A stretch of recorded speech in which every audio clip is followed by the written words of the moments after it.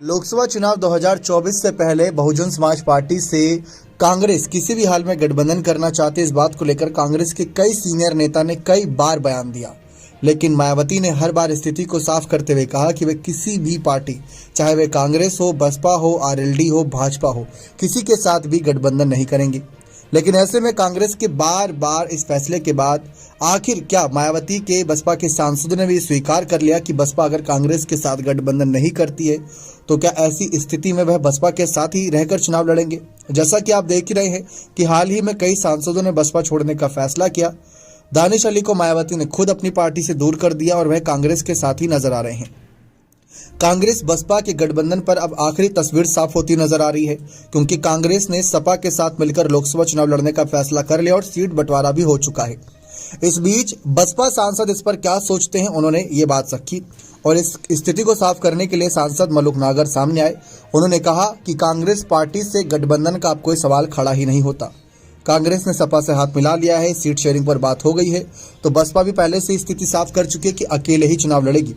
और ऐसे माहौल में बसपा सांसद मलुक नागर ने कहा कि अलायंस की कोई अब संभावना नहीं बची। साथ ही साथ मलुक नागर को लेकर भी चर्चा थी कि वह भी बसपा का साथ जल्दी छोड़ सकते हैं, मायावती का साथ छोड़कर अकेले किसी अन्य पार्टी में शामिल हो सकते हैं। इस पर मलुक नागर ने कहा कि मैं कहीं नहीं जा रहा हूं, पार्टी छोड़ने का इस वक्त सवाल खड़ा ही नहीं होता। मायावती के साथ थे और आगे भी बने रहेंगे। लेकिन ऐसे ही बयान कहीं ना कहीं रितेश पांडे दिया करते थे, अफजाल अंसारी दिया करते थे और सब एक एक करके पार्टी छोड़कर चले गए। कांग्रेस इस वजह से चाहती थी कि बसपा साथ आ जाए, क्योंकि बहुजन समाज पार्टी एक राष्ट्रीय पार्टी है। ना सिर्फ उत्तर प्रदेश बल्कि बिहार, हरियाणा, छत्तीसगढ़, उत्तराखंड जैसे अलग अलग राज्यों में इनके अच्छे खासे वोट बैंक हैं।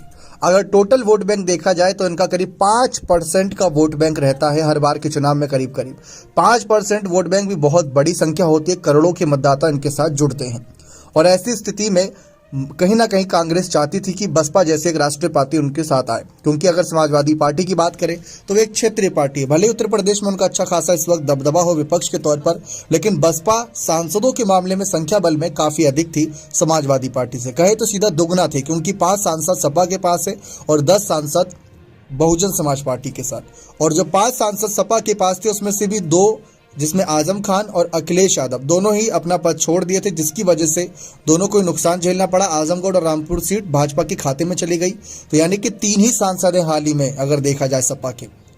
तो इस वजह से बहुजन समाज पार्टी के साथ कांग्रेस गठबंधन करना चाहती थी, लेकिन अब संभावना यह है कि बसपा अकेले ही चुनावी मैदान में उतरना चाहेगी। बने रहे चैनल के साथ। बहुत बहुत धन्यवाद।